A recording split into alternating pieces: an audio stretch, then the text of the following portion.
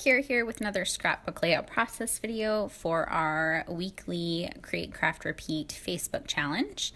So this week is to create a layout using non-crafty Instagram inspiration. So everybody that I follow on Instagram are all crafters of some sort. They're artists or, I don't know, scrapbookers, just crafters. They're not all paper crafters, but they all are crafters. So I wanted to try and find some inspiration that wasn't crafty related. So I did the browse feature in Instagram, which I usually don't do because I'm usually searching for something specifically scrapbook related or snail mail related or something like that. But I did the browse feature, and this photo jumped out at me. Obviously, the colors from the photo that I showed, very bright and colorful, but also I really liked the pattern. I thought it was really neat. I thought it could be something that I could kind of copy with paper scraps. So I dug through my box of scraps and picked out some pattern papers that I thought might go well together. A lot of blues and black and whites and yellows and a little bit of pink in there too. And I just cut all these strips up into 1/4-inch strips, and I didn't really care how long they were. Like, they didn't have to be exact lengths because I wanted them to kind of look a little, I don't know, scattered like that. And I just started kind of building this little I don't know, like paper mosaic kind of. So I started with a square and did it so, well, I guess it's more like a diamond, but it's a square. And then I just kind of layered all of these little strips like you see me doing here in kind of an X pattern up the page.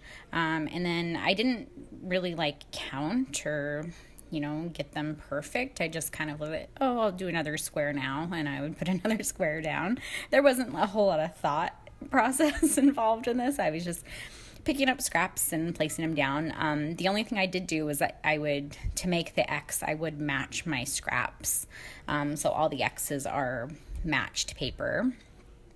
And I just went all the way up the page, and I thought it looked kind of cool. So I was happy with the results, but I thought it was too much on one side. So what I ended up doing is I turned off my camera and I texted Mary to see what she thought. She thought it was fine, but I wanted to bring some of those paper scraps over to the left-hand side. So you'll see that I glued a few more down off camera and just kind of had them trail off to the left-hand side. Then I decided to add a little bit more texture to my strips, and I just used some white thread in my sewing machine and stitched on top of some of it was mostly the lighter colored strips. So I had some brick paper and some white with black polka dots. And I just stitched on top of those papers. I didn't stitch on top of the pink or the black or anything like that. It was just the lighter colored papers. And just stitched on, and I didn't even stitch on all of those. I just kind of went down and just randomly picked ones to stitch on, I guess, just to add a little bit more interest. And there, I'm done with that part. So I'm going to be scrapping this photo of me and my husband. This is on our walk. We go on a daily walk, or not a daily walk, a weekly Sunday walk down on the San Antonio River. And then we go to the farmer's market afterwards. And I make him take selfies with me. But he's so funny because every time that we're taking a selfie, he notices his hair, and he's he's always trying to fix it. And I'm like, it looks fine. I don't know what you're doing. But I always take these pictures when he's messing with his hair, and I just find them so funny. And he doesn't understand why I think they're so funny, but I just think they're funny. And I tend to scrap those more than the actual good selfies. So whatever, I just think they're cute. And so that's what the picture that I'm scrapping for this one. So I pulled out a bunch of ephemera that I thought would go. So I went through all of my all of my die cuts and everything and chipboard and picked out, papers that had some greens, some blues. I think I went through my black and white bins as well, pinks and yellows. So basically every color. I mean, who am I kidding? I went through everything. And I'm just kind of working on building a few clusters. I also have these bows from Paige Evans, and I decided on the pink one because the yellow just wasn't bright enough. It's a little bit of a pale yellow. I have a few tags, which I believe they're Maggie Holmes. Might be Chasing Dreams.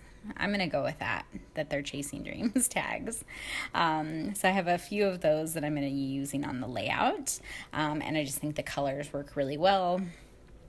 And all along the San Antonio River, there's like palm trees and stuff. So the kind of tropical feel of those, I think, work well with this too. And yeah, I'm just layering up bits and pieces here and there. Trying to see what would work, and not all of this ends up on the layout.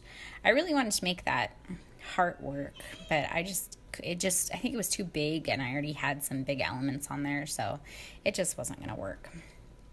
That right now is actually cut from a Project Life card, and that does end up making it. And then these little tiny word stickers here are from Citrus Twist, and I use the mint one. All the mint ones have numbers on them, which is really nice for like putting dates and stuff. And I have this little cut apart that says July, so I did, instead of stamping my date this time, I did July, and then 23 is what that little tiny word sticker says. It's like mint and gold. So I just put that as my date. And I'm trying to bring some yellow into that bottom cluster. So that little piece, it says, "You're my sweetheart." And then I have these little puffy stickers. These are Chamel puffy hearts. And that one says "Now." So I thought that would work since I have that next to the date. And I went a little embellishment crazy at first, but like I said, not all these make it on there. I do put that little pink heart. I wanted to bring some pink to that upper corner there. And I don't really have a title for this one because, like I said, it's just a random selfie of me and my husband on our walk. And I just think it's cute. I do put some black and white baker's twine in the tags. So I put one in that tag, the one in the flowered tag up top, and then I'll put some twine up in that upper right hand corner cluster with the date. I'll put some twine up there too, just kind of peeking out behind the date.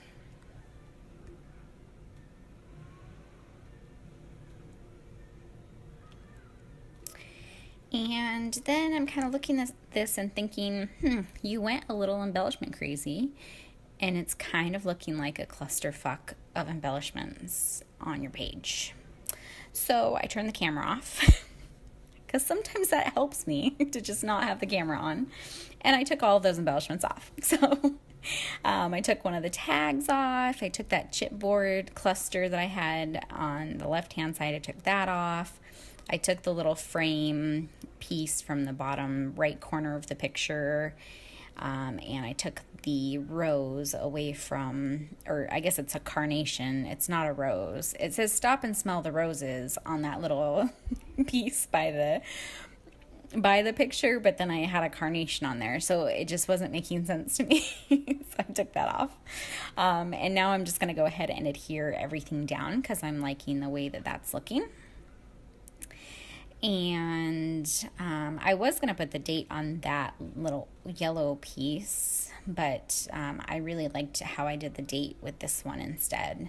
I really like that I did it a little bit differently, but it still has the full date on there. It's just kind of a clever way to add your date instead of just doing your typical stamping, I guess. And once I get everything adhered down, I think that pretty much, oh no, I will add some sequins because apparently I didn't think this had enough on it. Looking at it now, it probably would have been fine without the sequins, but I had these sequins. They were like next to me on the desk, and they were eyeing me, begging me to use them. So, I mean, who am I to turn down a sequin if it's wanting to be used on a layout?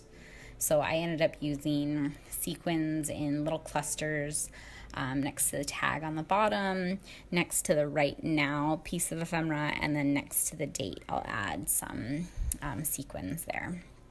And they're just like teal and black sequins, and I got them as a sequin mix from my pen pal Becky, who creates the most amazing sequin mixes, and I feel like it should be her job to make sequin mixes because hers are always amazing, and they make staging my photos really nice because then I can just kind of throw some sequins on the table next to my layout and it looks really cute because the sequin mix is perfect. Anyways, enough about that. There's my sequins going down, gluing them on right now, and I'll have some close-ups here at the end. If you have any questions, let me know in the comments below, but I'd love for you to join in on this challenge. So again, this is a non-crafty Instagram inspiration challenge. You can find us on Facebook at the Create, Craft, Repeat community and play along with this challenge. Have a great day. Bye.